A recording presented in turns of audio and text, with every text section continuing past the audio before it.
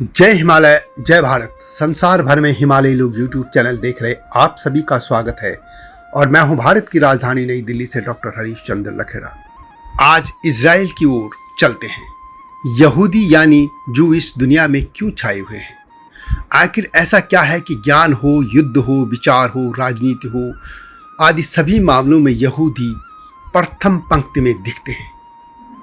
सदियों से इस्लामी ताकतों से कई मोर्चों पर एक साथ लड़ने वाला इजराइल हमेशा विजयी रहता है।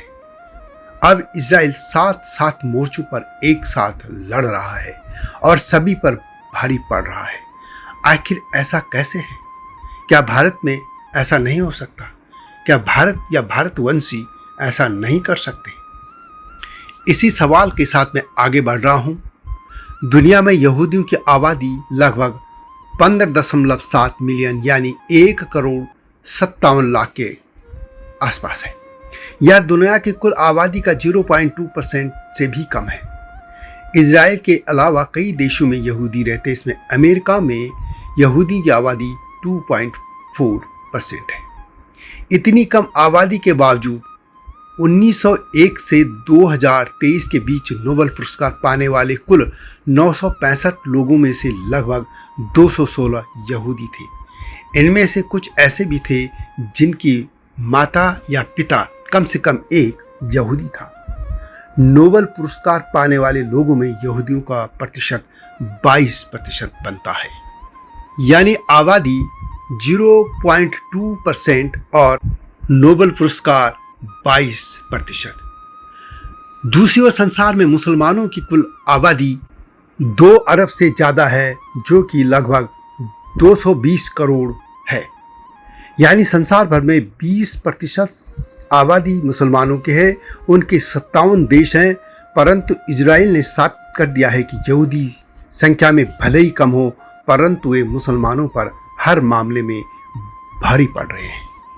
अब सवाल यह है कि आखिर ऐसा क्या है जो 1,57,00,000 यहूदी 2 अरब से ज़्यादा मुसलमानों पर भारी पड़ रहे हैं, उनसे ज़्यादा शक्तिशाली दिखाई दे रहे हैं। क्योंकि आप इजराइल में देख रहे होंगे कि इजराइल एक और हमास से लड़ रहा है, अब ईरान से भी लड़ रहा है, लेबनान में हिजबुल्लाह से लड़ रहा है, इसके अलावा यमन, इराक आदि में हूती विद्रोहियों से लड़ रहा है। इसके अलावा पूर्वी पट्टी में भी वो लड़ रहा है इजराइल की।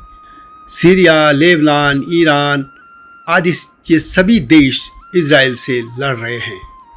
1948 में 5 अरब देशों में, इसमें अरब भी था, मिस्र भी था, ये सब 5 देश थे। इन्होंने एक साथ इजराइल पर आक्रमण किया था और 5 ही हार गए थे। इन सभी बातों का मैं इस वीडियो में उल्लेख करूंगा, लेकिन जब तक मैं आगे बढ़ूं आपसे अनुरोध है कि हिमालय लोग यूट्यूब चैनल को सब्सक्राइब अवश्य कर दीजिए और इसके अलावा मेरा जो सत्यमेव जयते यानी STB और धर्म बुक है उनको भी देखिएगा। ये आपसे विनम्र अनुरोध है।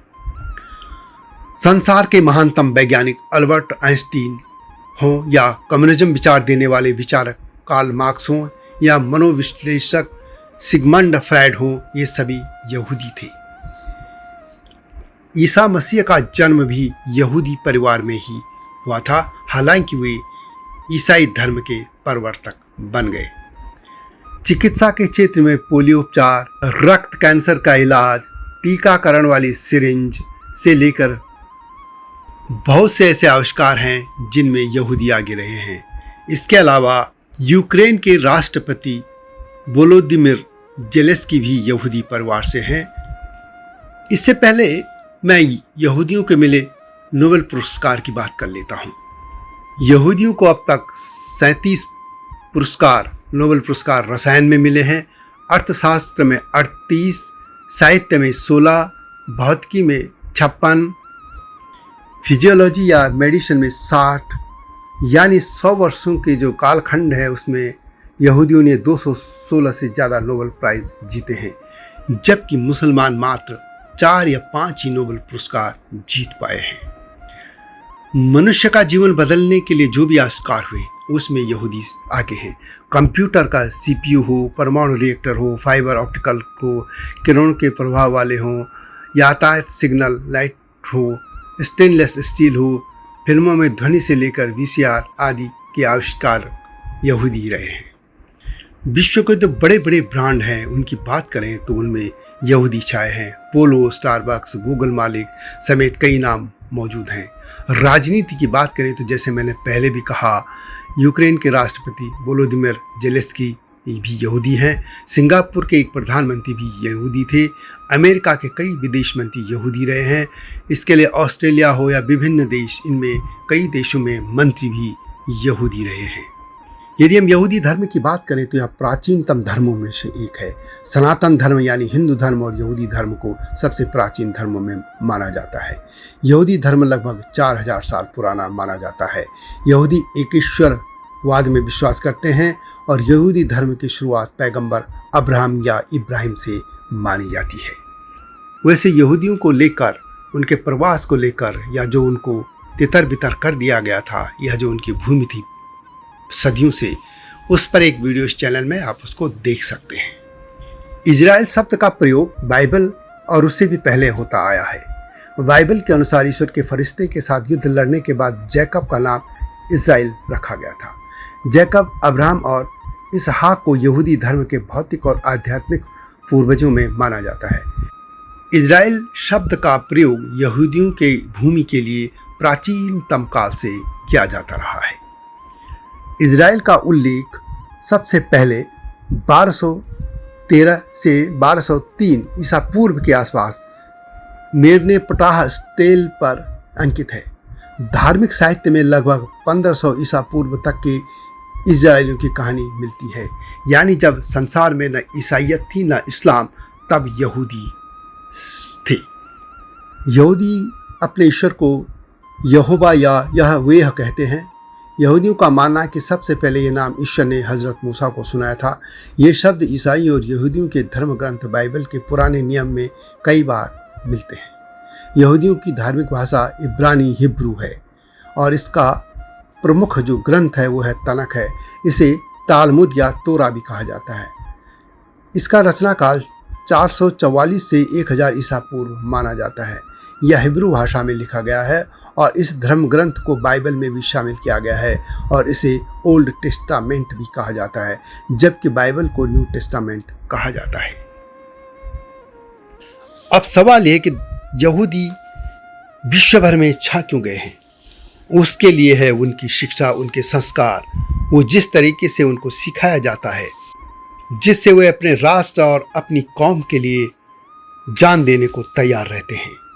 यहूदियों का ईश्वर यहोवा बहुत ईर्ष्यालु माना जाता है और वो चाहता है कि उसकी शक्तियों का कोई बंटवारा न करे। यानी वो अपनी शक्तियों को बंटवारा नहीं करना चाहते।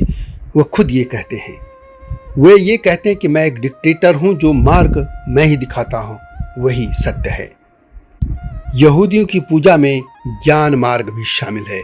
जैसे कि हिंदू में माँ सरस्वती की पूजा की जाती है, उनको ज्ञान की देवी माना जाता है, उसी तरह यहूदियों की पूजा में ज्ञान भी शामिल है। इसीलिए वे ज्ञान की प्राप्ति के लिए हमेशा तत्पर रहते हैं। जो धर्म जो भी सिखाएगा उसके पालन करने वाले उसी तरह के हो जाते हैं।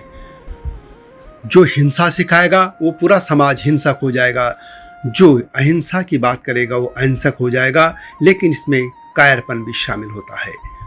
लेकिन जो ज्ञान की बात भी करेगा, जो शक्ति की बात भी करेगा, जो धैर्य क्षमा की बात भी करेगा, वह चौमुखी विकास से आगे बढ़ेगा और मनुष्य की सर्वोच्च चेतना तक पहुंच जाएगा। इसीलिए यदि हम बात करें यहूदियों की तो वे ज्ञान की तलाश में रहते हैं। और यदि हम हिंदू धर्म की बात करें तो उसमें शक्ति की पूजा भी होती है। तो सभी धर्म के जो आयाम है जीवन के उनकी होती है। इसलिए हिंदू धर्म में चौमुखा विकास मनुष्य का होता है। इसलिए दोबारा कहता हूँ कि जो धर्म जो सिखाएगा उसका समाज उसी तरह से हो जाएगा और उसका फल सामने दिखता है।